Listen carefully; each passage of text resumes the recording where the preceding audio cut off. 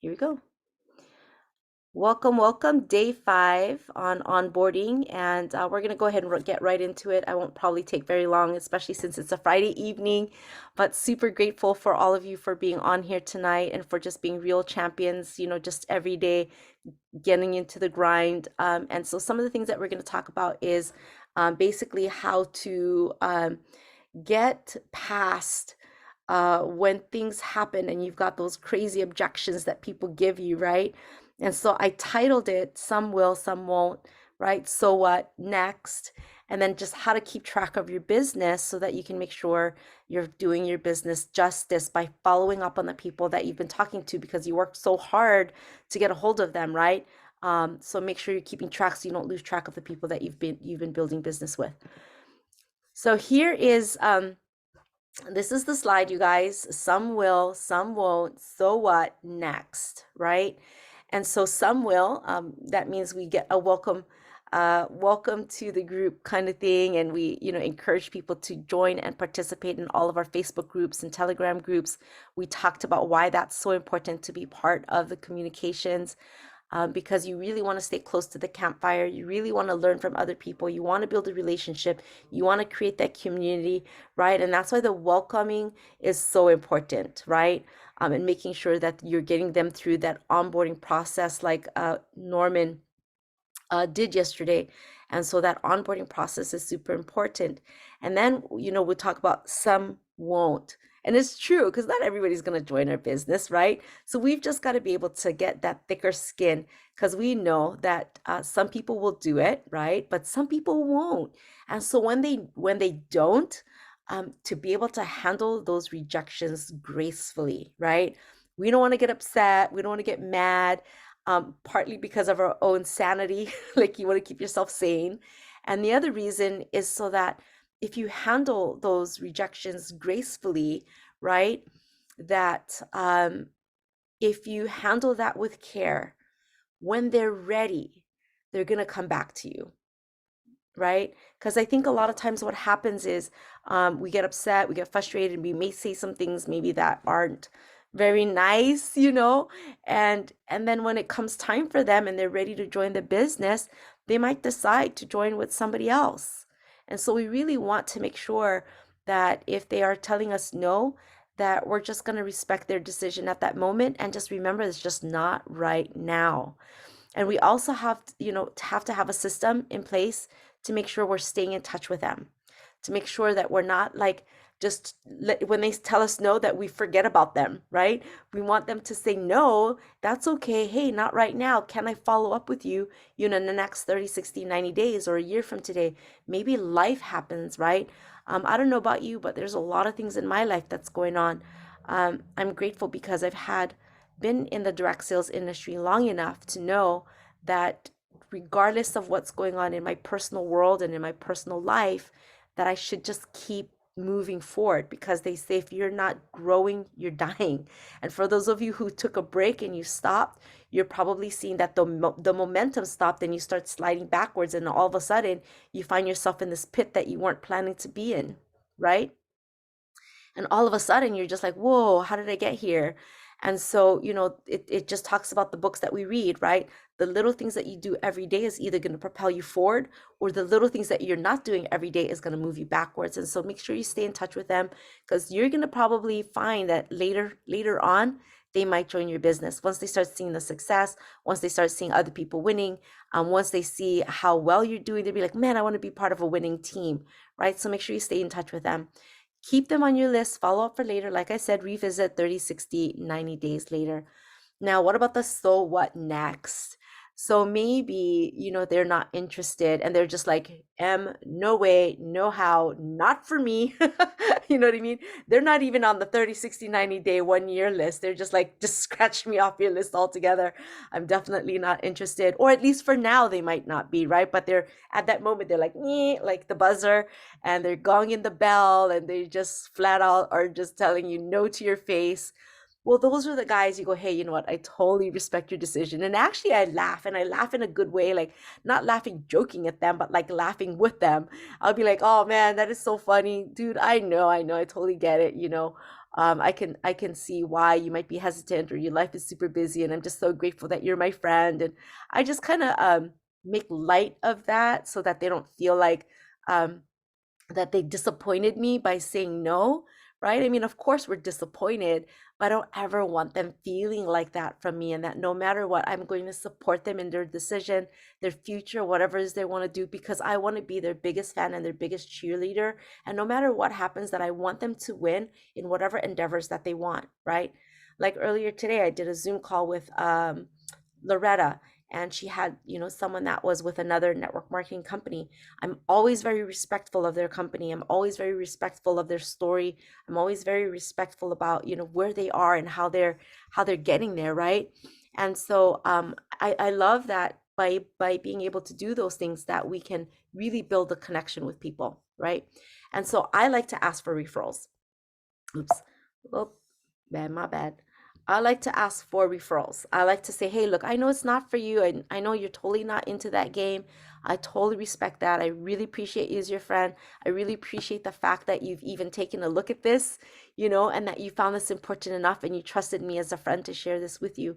So, would you do me a favor? Can you at least refer 3 people that you can think of, or maybe 10 people that you can think of that might be interested in learning more about, what I just shared with you? Maybe a single mom, maybe somebody that that wants to protect their money, maybe a good friend of yours that thinks that maybe might be a good fit for what we're talking about right now, or maybe somebody that that's a coin collector, and just ask them for the referral, and take the numbers and use that as your warm market, because then you're going to call and say, hey, my name is Emily, and Leanne referred me to you. She said all these really wonderful things about you, and she wanted to share this really important information. And I was just wondering, when you'd have free time for us to be able to set up a Zoom call. And when they ask about it, you can say the script that we used yesterday, right? It's 90% visual. I love to share with you, but basically it'll help protect your money and help you get ahead in life. It's information that may or may not be for you, but are you free on this date and this time? And just get them to commit to watching a video, right? So create your people file, your people profile, your follow-up list, okay? If you get the yes, that's awesome. We always celebrate the yeses. We love the yeses. They don't come frequently, but when they come, man, it's like the best feeling on the planet, right? And just remember, you guys, no just means not right now. Like anytime somebody tells me no, I actually don't really hear the no. I really don't. I was like, oh, and in fact, if they tell me no, I get really shocked. Like they go no, I'm like no, like I go, I'm so confused. I don't understand what you're saying no to, because isn't this freaking amazing? And so when I do that, a lot of times they'd be like, oh, she's shocked I said no. Like, oh, was I supposed to say yes? It's like, does everybody else say yes? I'm like, in my mind, I'm like, heck yeah, of course everybody else says yes. I mean, who wouldn't, right? And so even your posture when they tell you no makes such a big difference. And so when they tell me no, I'm like, no? I was like, wait, what? And they're like, no. I'm like, oh, really? Like I just get really surprised, because it just like stuns me that people won't see it, right? And then when I get surprised, they get surprised. They're like, oh, did I give the wrong answer? And it makes them think too, like, oh, was I supposed to say yes? And so sometimes you gotta kind of trick them into thinking they're the ones missing out, right? And then that attitude of the like, man, I can't believe you didn't see that. That is so crazy. But no just basically means not right now. And I already talked about this, but ask them permission. Hey, can I follow up with you in the next 30, 60, or 90 days, right?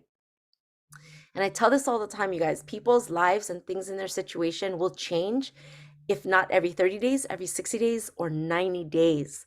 There's people that weren't open before that all of a sudden become open because of the situation in their life that changes. Maybe they broke up with a boyfriend that didn't want them to do anything. Maybe they broke up with a girlfriend who was super possessive and didn't want them talking to anybody.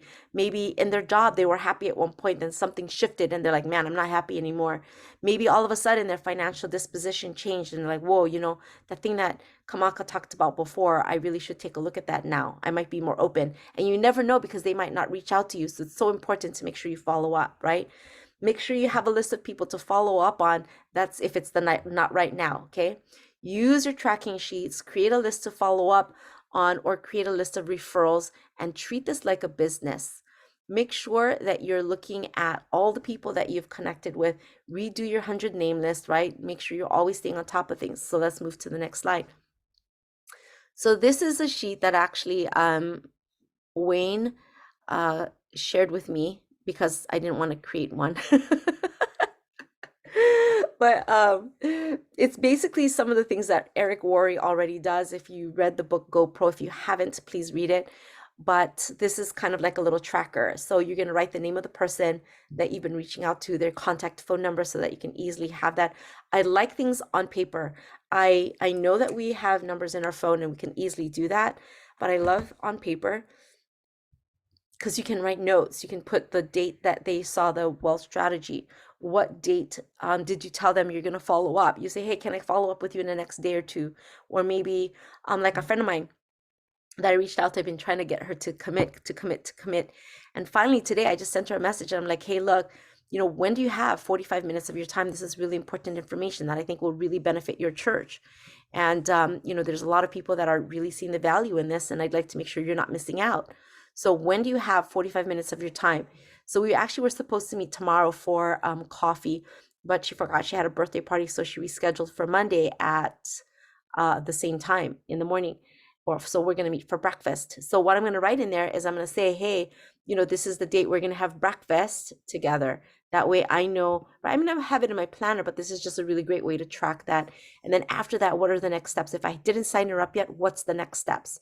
Do I send her a video? When is she going to watch it, right? When's the next thing that she's going to be able to see? And then you can jot some notes, here with whatever they say, whether there's like not right now, or maybe give me a couple days on payday, right? I hear that often. Can I start when on payday? So write the payday down. Like, when are they gonna get paid? So you can remember to follow up on this list. And you can print multiple sheets because really you want 100 people, right? All right, the next slide, the not now list. So all the people who said not now, you take that, you cross them off of the other sheet, and you take their name. You don't erase them, you cross them off because you want to still be able to see who it is that you crossed off. Someone told me that the erasers are actually pens, or crossing off is better than using an eraser and completely removing it, because it gives you a friendly reminder of that person that you spoke with, because you might have lost and not put them on the not now list. It's really good to have that so you can still see who it was that you talked to, right?